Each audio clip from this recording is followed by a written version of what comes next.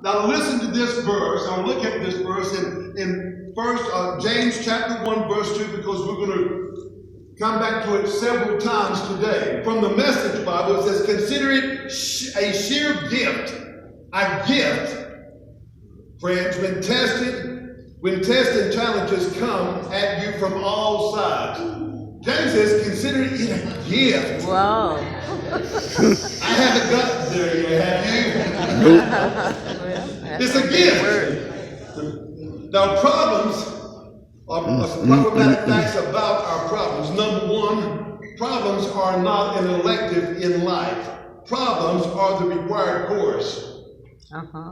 Number two, problems are unpredictable. We cannot plan a flat tire, neither can we plan our problems. Number three, problems come to us in various sizes and shapes. They are multicolored.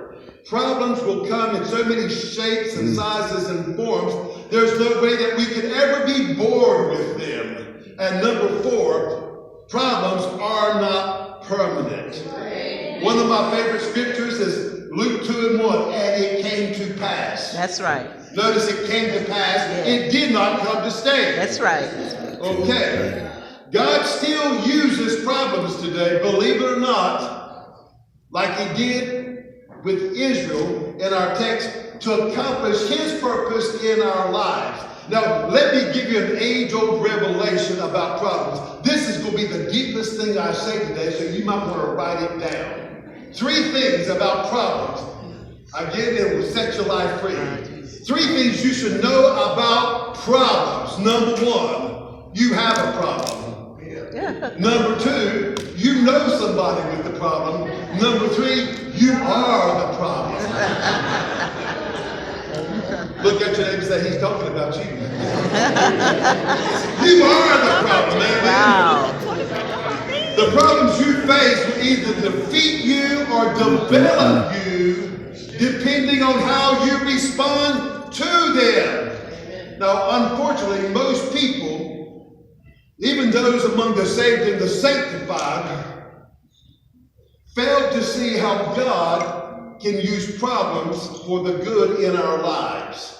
Too often we react foolishly and we resent our problems rather than pausing, taking time to reflect and meditate what benefits this situation, these circumstances, this problem is having in my life and the results that it may bring to bring me more into Christ likeness.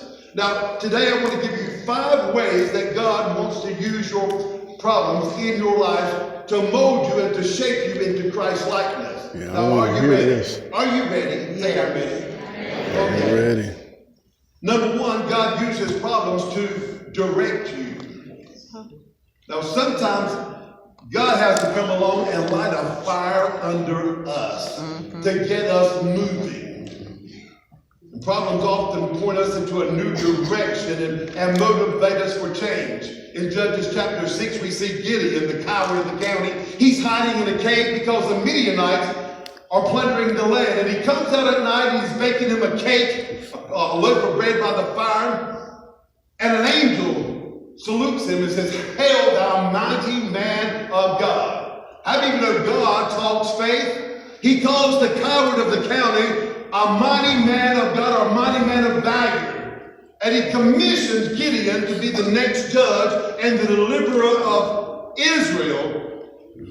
And like us, Gideon gives him a whole list of reasons why he is not qualified and he cannot. And after a whole series of challenges, God reveals himself to Gideon as Jehovah Shalom, the God of peace. And he gives him the peace of God and gives him that revelation about peace that he can do the job and go and defeat the Midianites. Elijah, we've been looking at him for the last several weeks. You remember he's hiding in a cave in 1 Kings 19, and God simply comes up and says, "Elijah, what are you doing here?" He's hiding in a cave, and God says, "Go to the mouth of the cave." And God came by in a wind and an earthquake and the fire, and God was not in any of them. But he came in a still small voice. And after Elijah had prayed, "God, take me, take my life. I'm the only one serving you." And God says, "I've not even gotten started with you you're to arise and go anoint the next two kings for me, and then a prophet in your place that will take your place. And then there's Moses. He's 80 years old on the backside of the wilderness, tending to his father-in-law's sheep.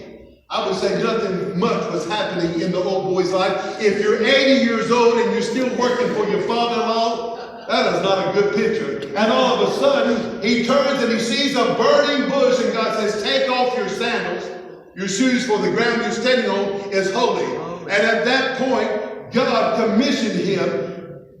No longer are you going to tend to your father-in-law's sheep, but I'm going to commission you to take care of my sheep. Go tell Pharaoh, let my people go. Amen. Now sometimes God has to get our attention. I don't know about you, but when he gets my attention, he has to do that often because I'm a little hard-headed. Well, my wife said amen.